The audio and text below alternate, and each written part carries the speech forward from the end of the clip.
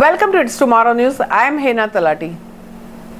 Severe storm could produce multiple rounds of hail, wind damage and tornadoes in central United States.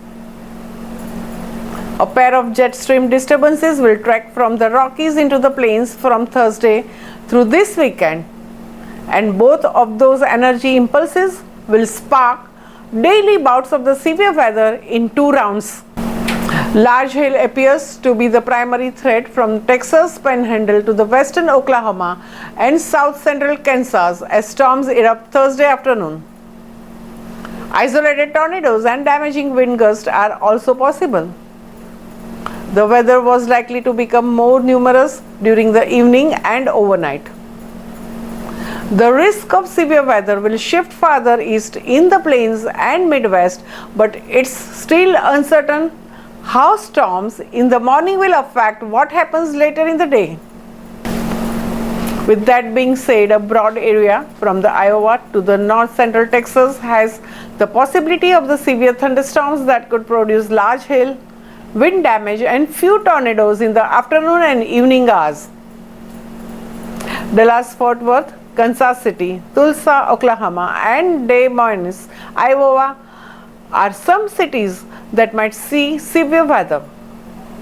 The second of the two jet stream disturbances will budge into the plains beginning Saturday. That means severe thunderstorms could sprout more and from the northern Texas into much of the Oklahoma, southern and eastern Kansas, northwest Arkansas and western and northern Missouri.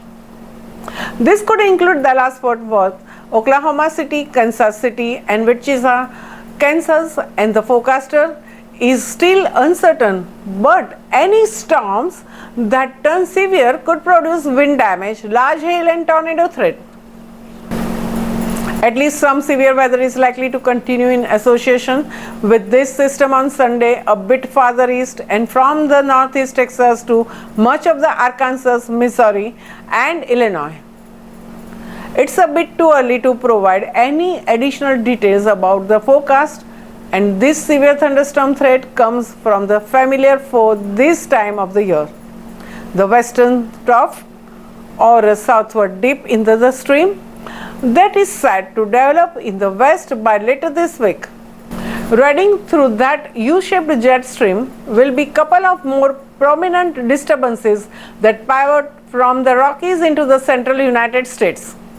By next week, the cooler and drier air is expected to reach the Interstate 10 corridor along the Gulf Coast, where the New Orleans could see a couple of days with highs in the lower 70s. That's all for now. For more news updates, stay tuned with us. It's Tomorrow News. For more global weather updates like this, subscribe to our channel and hit the bell icon for regular updates.